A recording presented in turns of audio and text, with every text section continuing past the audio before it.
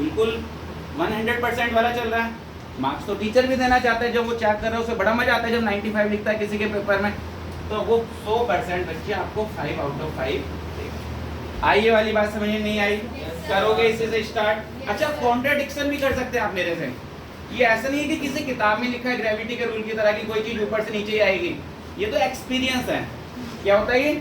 Experience की भाई बच्चों ने मुझे बताया सर ऐसा करते हैं तो ना बड़ा मजा आता है, लिटरेचर जाते ही 1 घंटे में हमने लिख दिया तो आगे का 2 घंटा बड़ा कूल फील होता है, क्योंकि बाकी तो बनात नहीं है हमें। तो ये एक्सपीरियंस आप लोगों का, ये मेरा थोड़ी है, मैंने थोड़ी बार बार एग्जाम दिए हैं। तो उन्होंने कहा कि सर अगर लिटरेचर पहले करते हैं ना तो बड़ा मजा आता है, क्योंकि हमें फिर 2 घंटे सोचना ही नहीं है कि आपको ये वाली बात ठीक लगी नहीं लगी, कि गए और हमने जाते ही सारा लिटरेचर उतार दिया, मुझे मतलब ही नहीं है मैंने क्या याद कर रखा है। तो ये वाला पॉइंट आप इसमें जरूर यूज कीजिएगा। तो जब आप ये पूरा फॉर्मेट यूज करेंगे, पूरा प्रोसेस में चलेंगे, तो आप एग्जाम वाले दिन भी 5 से 10 नंबर अपने बढ़ाने वाले हैं। यानी कि जो 85 लाने वाला था वो 95 लाएगा। और एक चीज और, जब आप एंड में जाते हैं, लास्ट के 1-2 क्वेश्चन होते हैं जो अक्सर हमें नहीं आते हैं, उसमें हम अपने सबसे बुरी राइटिंग का यूज करते हैं। बुरे वाले क्वेश्चंस में सबसे अच्छी राइटिंग यूज करो, ड्यूप करो टीचर को, ठीक है? धोखा देना पड़ेगा, थोड़ा सा स्मार्ट भी तो होना चाहिए ना। देखो मुझे जो बच्चा दिसंबर से पढ़ना स्टार्ट करता है, दिसंबर, जनवरी, फरवरी, और फिर अच्छे मार्क्स लाता है, मुझे ऑस्ट्रेलिया जैसा लगता है। क्यों? क्योंकि वो क्या करते हैं, 10th क्या है, मान लो T20 वर्ल्ड कप मान लो, 12th को 50-50 मान लो, मतलब कि सबकी निगाह आपके ऊपर होती है, अंकल, आंटी, मौसा, मौसी सब देख रहे होते हैं ना। तो जो दिसंबर, जनवरी, फरवरी, एक बच्चा होगा ना, अगर मुझे लगता है वो अप्रैल से पढ़ रहा है, अगर मुझे अपनी कंपनी में रखना हो किसी को, एक बच्चा मैंने देखा अप्रैल से पढ़ा और वो 90% लाया, और एक बच्चे को मैंने देखा भाई दिसंबर तक तो इसने मस्ती कर दी और फिर वो 85 ले आया, तो मुझे ये पसंद आता है, क्योंकि उसने क्या करा, सब कुछ कर लिया। तो आप में से जो पढ़ेगा वो जो 85 लाएगा उससे सिर्फ 5% कम, वो जीनियस, क्योंकि वो क्या, वो तो चमत्कार कर सकता है, हाँ या ना? तो दिसंबर, जनवरी, फरवरी, मतलब कि 10th मुझे कहीं ना कहीं वर्ल्ड कप जैसा लगता है, क्योंकि एक्सपीरियंस कहता है मेरा, भले ही लोग कितना भी कह लें कि sheet of paper can not decide my future, decide तो करती है बेटा। क्योंकि मैं ये कह सकता हूँ कि 60% वाले भी कामयाब होते हैं, मगर मैंने 95 वालों को अनसक्सेस होते नहीं देखा। ये भी गारंटी है कि आपने 95 वालों को कभी अनसक्सेस होते हुए नहीं देखा। मूवी है, आपने 3 इडियट्स मूवी देखी होगी, जो डायरेक्टर है, क्या नाम उनका, राजकुमार हिरानी, वो बड़ी लॉजिकल बातें करते हैं। और कोई उनकी जगह डायरेक्टर होता है ना, जो चतुर का कैरेक्टर था, उसे लाइफ में फेलियर दिखाता। कोई वो डायरेक्टर होता है, रेंचो को तो दिखा देता टॉप पे, उसे मगर उन्होंने लॉजिकल बात करी। उन्होंने क्या दिखाया, भले ही वो रट रहा था, मार्क्स ला रहा था ना, सफल वो भी होगा। हाँ, उन्होंने ये जरूर दिखा दी कि रेंचो ज्यादा सफल हो गया। उनकी जगह और कोई डायरेक्टर होता तो वो मुन्ना भाई MBBS में उसे डॉक्टर बना देता, बनाता नहीं बनाता संजय दत्त को। तो बड़ा इलॉजिकल से काम करते हैं, और ये कभी नहीं करते राजकुमार हिरानी। तो बहुत लॉजिकल बात है, चतुर सफल हुआ था या नहीं हुआ था? हाँ, मैं ये नहीं कह रहा 60% वाला 50% वाला सफल नहीं होता, मगर ये आप भी उठाकर देखिएगा, मार्क्स मैटर करते हैं। जिनके यहाँ फोटोज लगी होगी ना, मेरे भी इंस्टीट्यूट में अगर लगी है, वो मैंने हमेशा सक्सेस होते हुए देखे हैं। आई बात समझ नहीं आई? तो बस इसी फॉर्मेट पर आप चलिएगा कि दिसंबर, जनवरी, फरवरी, और अक्सर ना 10th और 12th, मेरे पास भी बच्चे कई बार आते हैं, सर मोटिवेट करो। मैं 10th क्लास में हूँ, मोटिवेट करो। मैंने कहा भाई मैं 2 ही बच्चों को मोटिवेट कभी नहीं कर सकता, एक 10th और 12th। आपको तो मोटिवेशन ही है कि आप 10th और 12th में, हाँ या ना? अगर 10th के बच्चे को भी, अगर मुझे 10th के बच्चे को भी मोटिवेट करना पड़े तो फिर आपको किसे नहीं करना है? 10th के मार्क्स पब्लिक लोग खड़े हुए देखने के लिए, रिश्तेदार खड़े हुए हैं, 12th के खड़े होते हैं, तो मैं एक्चुअली 9th वाले को कर सकता हूँ, 11th वाले को कर सकता हूँ। 10th और 12th के लिए तो इतना ही मोटिवेशन बोलता है, भाई बोर्ड का एग्जाम है, पहली बार देने जा रहे हो, अगर इसमें भी आप मोटिवेटेड नहीं है तो मुझे लगता है फिर तो यूट्यूब के वो झूठे वो मोटिवेटर होते हैं ना, मेरी माँ थी, बर्तन मांजती थी, आज मेरे पास 300 करोड़ है, तो भैया वो मोटिवेशन देखना पड़ेगा, मैं तो नहीं कर पाऊँगा। तो बस इतना ही सोचो भाई, आप 10th में हैं या आप 12th में जाओगे या कभी एंट्रेंस होगा, तो वो सोचना ही मोटिवेशन होता है, ठीक है? पेपर इस तरीके से कीजिएगा, और कोई गाइडेंस चाहिए होगी तो आगे भी ले सकते। अगर कभी भी कोई भी दिक्कत होती है इंग्लिश में, मोहित सर आपके पास जो है हमेशा रहेंगे यहाँ पर, ठीक है? दूसरे वाले मोहित सर भी है, ये वाले मोहित सर भी है जो हमेशा से यहाँ पर रहते हैं, किसी भी कोई भी डाउट हो आप इंग्लिश में कुछ भी पूछ सकते हैं, राइटिंग और टर्म्स में कुछ भी। और जितने भी 10th के जो सेमिनार होंगे वो मोहित सर के ही होंगे आप लोगों के लिए। अभी सेमिनार भी स्टार्ट हो रहे हैं, कुछ पूछना चाह रहे हैं? हाँ जी अरे पूछना तो जैसे नौमान सर इसमें कई बार मैम लिख देती है कि डोंट राइट क्या लिख देती हैं? कि डोंट राइट समथिंग। एक्चुअली मैं आपको एक मिनट दीजिए, मैं समझा देता हूँ शॉर्ट और लॉन्ग कैसे लिखते हैं, ध्यान से देखिएगा। अब पहले तो मैं आपको बताऊं, सबसे पहले कोई भी क्वेश्चन ना शॉर्ट या लॉन्ग नहीं होता। मैंने कहा व्हाट इज इंडिया और उसके आगे मैं लिख दूं 1 मार्क तो वो शॉर्ट हो गया। मैंने कहा व्हाट इज इंडिया और उसके आगे मैं लिख दूं 20 मार्क्स तो वो लॉन्ग हो गया। हाँ या ना? यानी कि लॉन्ग आंसर में हमें कुल मिलाकर करनी तो बकवासी है। ये बहुत लॉजिकल बात है। तो सेम क्वेश्चन को आपने शॉर्ट में लिखा, सेम को लॉन्ग में लिख दिया। अब बस क्या होता है, डिफरेंस क्या होता है, ये ध्यान से देखिएगा। क्वेश्चन है मेरा कि how did the doctor treat tricky. How did the doctor ने ट्रिकी को कैसे ट्रीट किया, और ये है 3 नंबर का। तो जहां क्वेश्चन खत्म होता है शॉर्ट आंसर वहां से शुरू होता है। जहां क्वेश्चन खत्म होगा शॉर्ट आंसर वहां से शुरू होगा। तो आप स्टार्ट करोगे कि doctor took tricky to his surgery, और फिर उसका जो भी ट्रीटमेंट करा कि 2 दिन तक उसने खाना नहीं दिया, उसे पानी नहीं दिया, सिर्फ पानी दिया और मेडिसिन तो दी ही नहीं। ये हो गया आपका शॉर्ट। लॉन्ग क्या होता है? लॉन्ग में बस हम थोड़ा सा बैकग्राउंड में जाते हैं। मतलब कि शॉर्ट जो मैंने लिखा था ये अभी मैं यहाँ के लिए रखूंगा, हाफ पार्ट मैंने शॉर्ट वाला ही लिखना है यहाँ। अब बस मैं उसमें क्या था, ट्रीट कैसे करा ट्रिकी को, तो बस ट्रिकी की बीमारी की बात बताऊंगा कि बीमार कैसे हुआ। तो बस उस पॉइंट पर तो समरी भी नहीं आएगी, वो जो लॉजिकल बात आपको चाहिए वो आ जाएगी। तो कैसे याद रखना है, शॉर्ट आंसर्स, शॉर्ट क्वेश्चन जहाँ खत्म होगा वहीं से आंसर शुरू होगा। लॉन्ग क्वेश्चंस में क्या होगा, हम थोड़ा सा बैक में जाएंगे, बैकग्राउंड क्रिएट करेंगे। शॉर्ट अभी भी मेरे पास बचा हुआ है, वो लास्ट पार्ट में आने ही वाला है। तो कभी भी पहली या दूसरी लाइन में लॉन्ग आंसर का मेन आंसर नहीं लिखते, क्योंकि उसके बाद फिर सारी जो बातें मैं लिखूंगा वो इतनी खराब लिखूंगा कि वो बोरिंग लगेगी। हम मेन आंसर के लिए थोड़ा सा पेशेंस रखेंगे और बैकग्राउंड लिखेंगे पहले 5 से 6 लाइंस में। क्या लिखा? बैकग्राउंड की, वो बीमार कैसे हुआ। उसके बाद अब मैं मेन आंसर लाऊंगा, उसे इंट्रोड्यूस करूंगा, उसे अंडरलाइन कर दूंगा, क्योंकि मुझे पढ़वाना वो भी नहीं है ऊपर वाला जो मैंने लिखा है, क्योंकि उसमें भी इज़ामार वो उस पर पता नहीं क्या क्या मैं करने वाला हूँ। तो कोशिश ये रखनी है लॉन्ग आंसर नहीं पढ़वाना।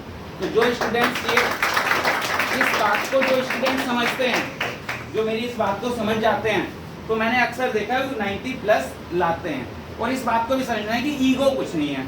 भाई मैं तो 10th का पेपर पूरा बनाकर लिख कर आया था अपने आप, इसमें क्या ईगो है भाई? थोड़ा सा जाओ ना उसे पढ़कर, और पढ़कर तो हमको पता हो रटना तो हर सब्जेक्ट में पड़ता है, साइंस में नहीं रटना पड़ता है क्या? एक इंजीनियर है चलो जो एसी ठीक कर रहा होगा उससे लिखवा के दिखा दो एक आंसर, नहीं लिख सकता। कुछ फॉर्मल भी तो पार्ट होता है ना, हाँ है ना? कुछ पार्ट फॉर्मल भी होता है, फॉर्मल और इनफॉर्मल का फर्क होता है। तो आप बनाकर लिख सकते हो, मैं उस पर डाउट नहीं कर रहा हूँ, मगर क्या उस चैप्टर में जो वर्ड यूज हुआ है सेम कर पाओगे या नहीं, उस पर डाउट है। क्या मैं सर्जरी की जगह हॉस्पिटल नहीं लिख दूंगा जल्दबाजी में? तो सर्जरी इसलिए तो यूज़ किया था नहीं कि आपको पता हो कि हॉस्पिटल को भी सर्जरी कह रहे हैं वहाँ पर। तो बस इतना फर्क होता है और यहीं से आधा नंबर आपका जाता है। तो बस इतना याद रखिएगा, बाकी कोई ग्रामर वगैरह कोई भी डाउट होगा ठीक है।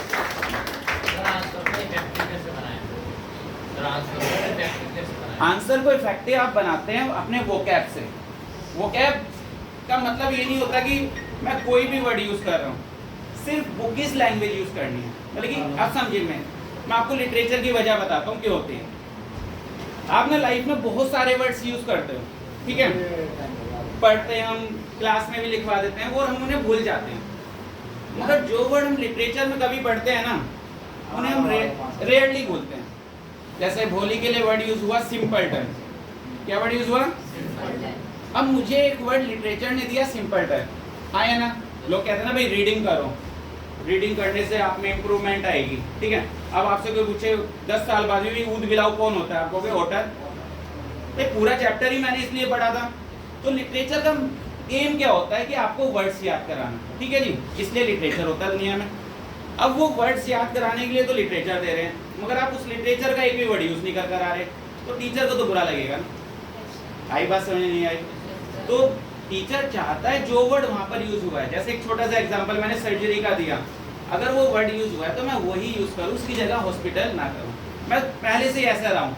कभी कभी बच्चे आते थे सर इस क्वेश्चन को इजी कर दो या छोटा कर दो, मैंने कभी नहीं। आगे समझ में बच्चे तो इतना फॉलो करें, और कुछ बात में भी कोई ग्रामर से रिलेटेड कोई डाउट्स हो तो पूछ सकते।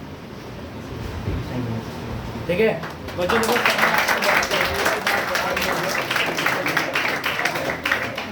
और 1 मिनट दीजिए मत करिए, ठीक है। देखो बहुत सारे टॉपर्स को बुलाया था, सारे बच्चे तो नहीं आ पाए, उन बच्चों का भी एग्जाम टाइम चल रहा है, ठीक है। और लास्ट ईयर के टॉपर्स हमारे पास साहित्य है, क्षितिज पराशर है, जिसने 10th में भी टॉप किया और 11th में भी जो है ग्रीनफील्ड स्कूल में बच्चे होंगे। आप लोग कितने बच्चे ग्रीनफील्ड स्कूल से? अच्छा एक ही बच्चा, दूसरा भी टॉपर ही हमारे पास, ठीक है ना। तो पिछले साल भी एक ही बच्चा था, वो टॉपर है, इस साल एक बच्चा होता, देखते वो टॉपर होता नहीं होता। तो देखो इन्होंने एग्ज़ाम दिया है, इन्होंने वो चीज़ें फॉलो करी है, आपको बता सकते हैं कि क्या है, कैसे है, किस तरीके से इन्होंने वो चीज़ें फॉलो करी, तो वो चीज़ें एप्लीकेबल होती है, काम होता है कि नहीं। ठीक है, मैं 5-7 मिनट और ले लूँगा आप लोगों को, उसके बाद क्लास ओवर कर दूँगा जो है। ठीक है, समोसे आ रखे ठंडे हो रहे वैसे भी वो मेरे लिए 5-7 मिनट और लूँगा तुम्हारे, ठीक है जी। तो आदित्य है, क्षितिज पराशर है, आदित्य है नवीन भारती स्कूल में, ठीक है, बढ़िया रेप्यूटेड स्कूल है, ग्रीनफील्ड स्कूल दिलशाद गार्डन में बच्चों, ठीक है। ये आपको थोड़ा बहुत बताएंगे आदित्य क्षितिज क्या है, कैसे करना है और क्या फॉलो करना पड़ता है। उन्होंने वो चीज़ फॉलो करी और they become topper. Got it? तालियां हो जाए बटन बच्चों। डाउट भी है वो भी पूछ सकता है, कुछ भी कुछ इशू है भाई आपको दिक्कत आती है, देखो ये शायद ज़्यादा अच्छे से समझ सकते हैं, क्योंकि स्टूडेंट हम टीचर हमें तो सब कुछ ही आसान लगेगा। इन्होंने अपने भी तरीके बनाए होंगे, क्या करना है क्या नहीं करना है, ठीक है।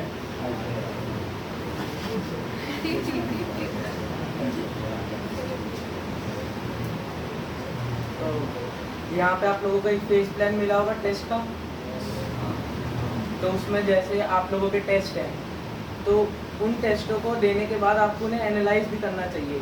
ये नहीं कि अगर नंबर कम आ गए तो उसको छोड़ देना चाहिए, उनको एनालाइज भी करना चाहिए, क्योंकि यहाँ जो टेस्ट बनते हैं उनमें से कई सारे क्वेश्चन डायरेक्ट पेपर में आ जाते हैं, सीधे सीधे उठ के, चेंज भी नहीं होते हैं। और जो सर आपको असाइनमेंट देते होंगे, कुछ करते भी होंगे, कुछ नहीं भी करते होंगे, तो जो कर रहे हैं उनका बहुत ज़्यादा फ़ायदा होगा फ्यूचर में, क्योंकि वो असाइनमेंट के क्वेश्चन डायरेक्ट पेपर में उठ कर आ जाते हैं, वर्ड भी चेंज नहीं करते हैं। और जैसे मैथ्स भी हो गया, मैथ्स में अर्पित सर भी आपको असाइनमेंट्स देते होंगे, तो वो क्वेश्चन भी डायरेक्ट उठ कर आते हैं पेपर के अंदर। वो कई बार बोल भी देते होंगे कि इसको कर लो, फ़ायदा होगा, तो वो सच में फ़ायदेमंद होता है। ऐसा नहीं कि आपने टेस्ट भी दिया, उसमें नंबर आ गया, आपने उसको छोड़ दिया, उसको भी आपको टाइम टाइम पे देखते रहना चाहिए, क्योंकि वो भी आगे चल के आपकी मदद करेगा।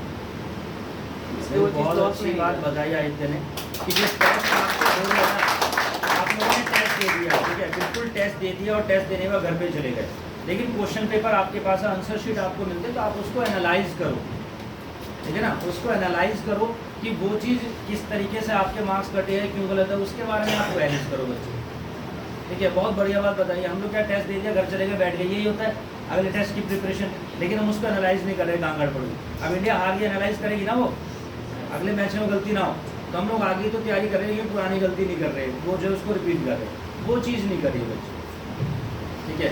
चलिए तुम भी कुछ बोलना चाहते हो भाई, बता सकते हो। मैं ये कहना चाहूँगा कि जो भी आपको टेस्ट और असाइनमेंट्स मिल रहे हैं, उसे एक बार थॉरोली एक बार रिवाइज करो, और टेस्ट को जैसे आदित्य ने कहा, टेस्ट को एनालाइज करें, और जितना ज़्यादा हो सके स्टडी में ज़्यादा फोकस कीजिए। जब आप ट्यूशन में आते हैं, जैसे लोग ट्यूशन में फ़ोन लेके आते हैं, ज़्यादा से ज़्यादा खाली टाइम देखा और फ़ोन चलाना शुरू कर दिया। सही जितना भी, जैसे अगर 1 घंटा भी पढ़ रहे हैं तो 1 घंटे में भी इतना फोकस लगाते हैं जैसे कि वो कभी भी आपके दिमाग से निकले ही ना, बार बार, और उसे बार बार रिवाइज करते रहें, सेल्फ स्टडी पे ज़्यादा। तो बिल्कुल बहुत सिंपल बच्चों ने बहुत सिंपल बात बताई है। जो टेस्ट हो रहे हैं उनको एनालाइज करो, मोबाइल मत यूज़ करो, कंसंट्रेट करो, रेगुलर हो। इन्होंने देखो, मैं भी हर बार यही बोलता हूँ, बाकी सब ये बोलेंगे कि रेगुलर करो, और यही सबसे बढ़िया तरीका है। कोई बहुत बड़ा टास्क आप लोगों को नहीं दे रहे हैं, कि कोई ऐसी चीज़ आप लोगों को दे रहे हैं कि आप ये कर लो, 20 घंटे पढ़ लो, असाइनमेंट कर लो, आर डी शर्मा फाड़ डालो, ये कर डालो, ऐसा कुछ भी नहीं करना। बिल्कुल सही बात है यार, जो असाइनमेंट मिल रहा है वो रेगुलर करो, जो टेस्ट हो रहे हैं वो रेगुलर दो, घर जाके उन्हें एनालाइज करो, बात खत्म। बहुत सिंपल सी चीज़ है ये, और ये सिंपल चीज़ें नहीं कर रहे हो। बात समझ में आ रही है? इन बच्चों की अभी क्लास है बच्चों, इन बच्चों ने 2-4 मिनट हमारे को दिए, बहुत वैल्यूएबल टाइम है इन बच्चों का, ठीक है। बहुत सारे और भी टीचर्स हैं, सारा थोड़ा थोड़ा ज़्यादा टाइम ले रहे हैं। मैं रिक्वेस्ट करूँगा अमन सर से, जो है एनर्जेटिक अमन सर, बहुत धमाकेदार फैकल्टी हमारे यहाँ पे जो है, और कुछ कुछ बच्चों की इनसे पहले भी क्लास हुई होगी जो है ना, कुछ बच्चों की पहले भी इनसे क्लास हुई होगी जो है, तो अमन सर आपको बताएंगे। देखो फिजिक्स का कोई भी इशू हो, फिजिक्स के लिए सर यहाँ पर हमेशा अवेलेबल है। और क्वांटिलिटी में सक्सेसफुल धमाकेदार रिजल्ट है। और किस सब्जेक्ट की बात कर रहा हूँ मैं? फिजिक्स की बात कर रहा हूँ। और तुम्हें भी पता है कि फिजिक्स में क्या होता है, तुम्हारे साथ पता है ना फिजिक्स में क्या होता है। तो किसी भी चीज़ को सिंपल बनाना, बहुत सारे फिजिक्स के सेमिनार भी होंगे, सारी चीज़ें होंगी जो है उसके बारे में सर। या देखो अभी सर स्कूल में सेंट एंड्रूज में पढ़ाते हैं, सीनियर पीजीटी है वहाँ पर जो काफ़ी टाइम से, और सक्सेसफुली हर साल रिजल्ट दे रहे हैं। और वहाँ पर जो टॉपर्स निकल रहे हैं, मैं आपको बता दूँ, वो टॉपर जो है स्कूल टॉपर या क्लास टॉपर नहीं है, वो जो टॉपर निकल रहे हैं डिस्ट्रिक्ट टॉपर निकल रहे हैं, जनपद के टॉपर। जनपद का मतलब समझते हो, आसपास के 25 एरिया में, 25 गाँव में जो सबसे बड़े टॉपर होंगे उनकी बात चल रही है। और इन्हीं के अंडर में से जो है CBSE टॉपर भी निकले बच्चों। CBSE टॉपर की बात कर रहा हूँ, जो रैंक होल्डर है 2 डिजिट्स के अंदर जो है, वो टॉपर्स भी इन्होंने निकाले CBSE के अंदर में।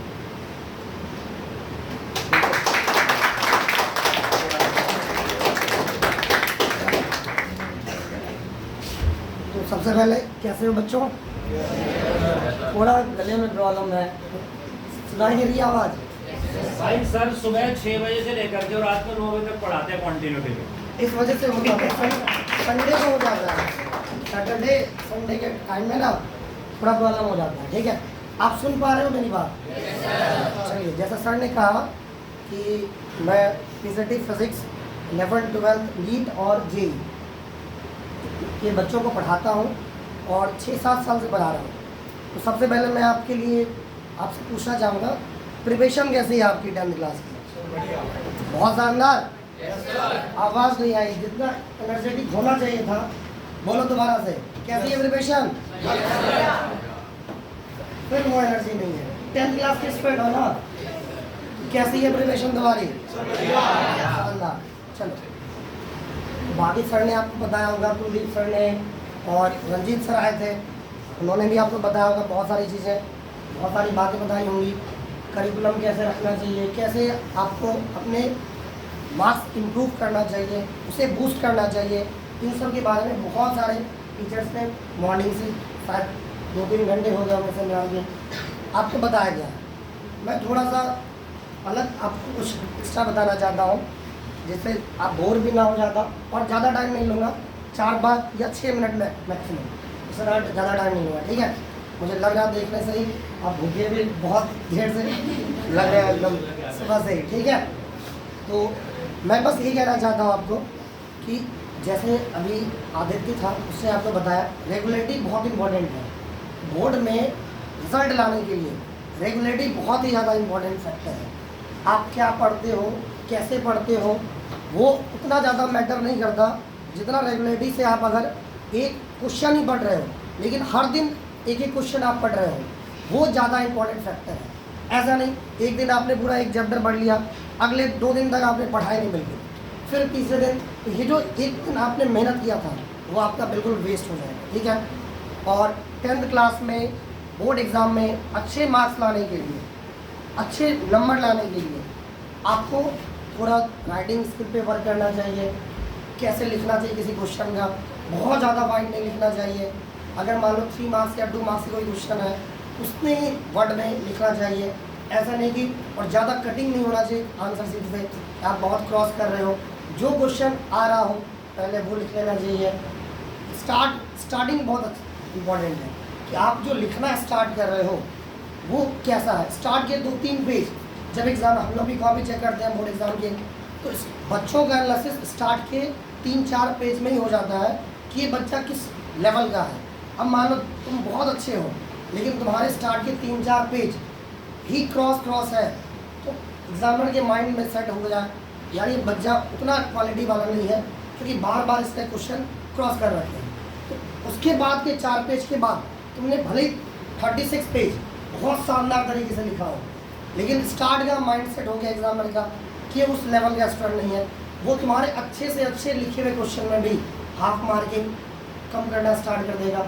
3 मार्क्स भले ही वो स्टार्ट में, और अगर तुम स्टार्ट में बहुत अच्छे से लिखते हो, स्टार्टिंग तुम्हारी बहुत अच्छी है, इससे क्या होगा, अगर लास्ट के क्वेश्चंस में थोड़ा बहुत भी तुमने अच्छा एक्यूरेट आंसर नहीं दिया, एग्जामिनर का माइंड सेट हो जाएगा स्टार्ट में ही, हाँ ये स्टूडेंट बहुत अच्छा है, क्या लिखा है क्वेश्चन का आंसर, उसके अकॉर्डिंग जो क्वेश्चन में नॉर्मल स्टूडेंट को 2 मार्क्स मिल सकता था, हो सकता है वो तुम्हें 3 मार्क्स भी दे दे। स्टार्टिंग बहुत इंपॉर्टेंट है, और वही क्वेश्चन से स्टार्ट करें जो क्वेश्चन पे तुम पूरी तरह से कॉन्फिडेंट है।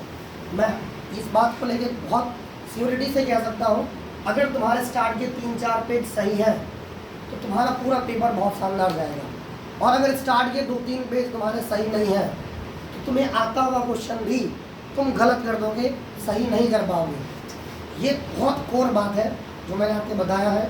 स्टार्टिंग बहुत सोच समझ के करना चाहिए कि किस पॉइंट से स्टार्ट करें,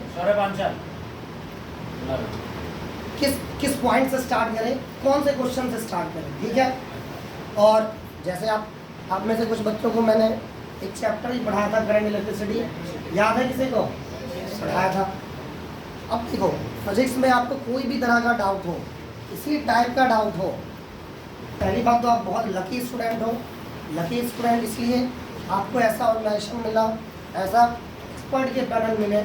9th आपने पढ़ा होगा, बहुत से बच्चों ने 10th पढ़ा होगा, सारे फैकल्टी जितने भी हैं AKG में सब सुपीरियर हैं, अच्छी अच्छी जगह पढ़ा के आए हैं, अच्छी अच्छी जगह पढ़ के आए हैं, और सब अपने फील्ड में बेस्ट है, सब अपने फील्ड में एक्सपर्ट हैं। इसलिए लकी मैं बता रहा हूँ क्योंकि मुझे याद है जब मैं 11th-12th में था तो मुझे केमिस्ट्री की फैकल्टी ढूंढते ढूंढते 1.5 साल, यानी 11th पूरा कंप्लीट हो गया, और 12th के हाफ में जाके मुझे केमिस्ट्री की फैकल्टी मिली थी।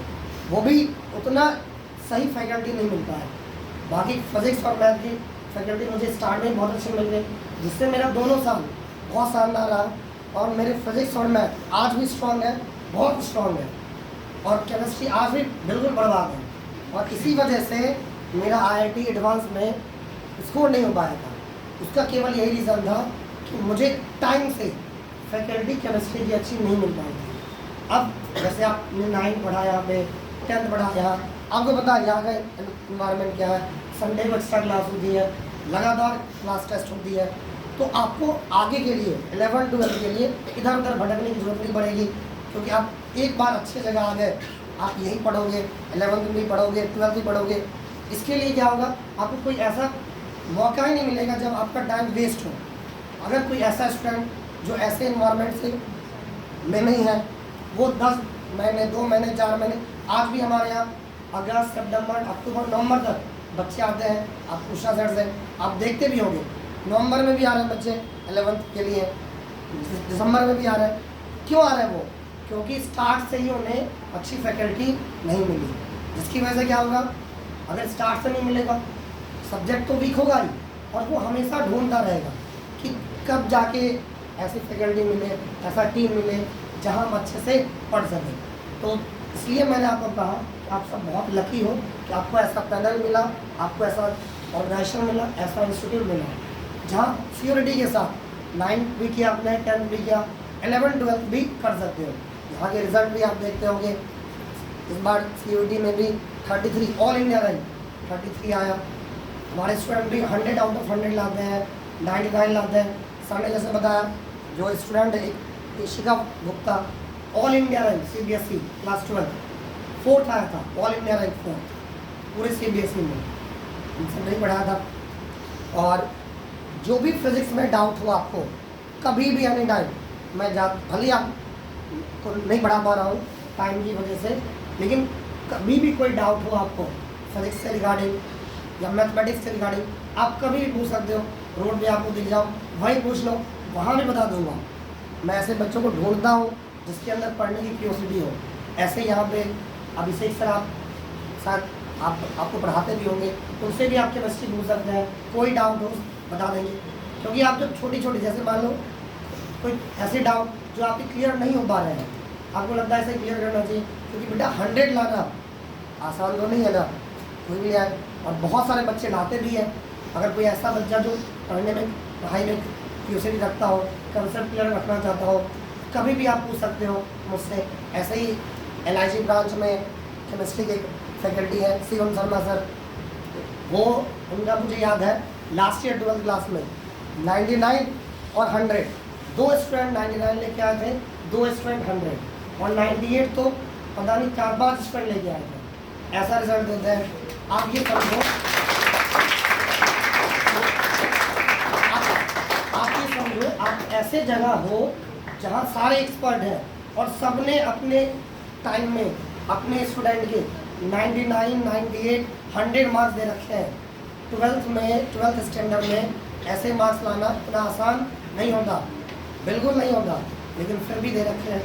आप खुद से भी पूछ सकते हो, कोई डाउट हो, केमिस्ट्री का कोई टॉपिक हो, जब भी वो मिले वो भी संडे में क्लास लेते रहते हैं, आप वो पढ़ सकते हैं, ठीक है। बाकी सब बोर्ड के रिगार्डिंग सर ने आपको बता ही दिया है, और जो भी आपको सपोर्ट चाहिए मुझसे, मैं हमेशा अवेलेबल हूँ। बच्चों सर की भी अभी क्लास है 1 बजे से, सर की क्लास की टाइमिंग की। बाकी किसी भी तरह कोई डाउट है तो सर यहाँ पर अवेलेबल रहते हैं दोनों डेज में भी, ठीक है। और फ्री टाइम में डाउट्स के लिए भी सिस्टम यहाँ पर अवेलेबल है। हाँ, कुछ पूछना हुआ? बेटा न्यूमेरिकल्स के लिए आपको प्रैक्टिस करना पड़ेगा। एक तरह के 10 बार क्वेश्चन कर लो, खुद से क्वेश्चन फॉर्म कर लो। जिस दिन खुद से क्वेश्चन फॉर्म करना स्टार्ट कर दोगे उस दिन स्टूडेंट नहीं एक्सपर्ट बन जाओगे। जैसे तुमने एक क्वेश्चन लिया,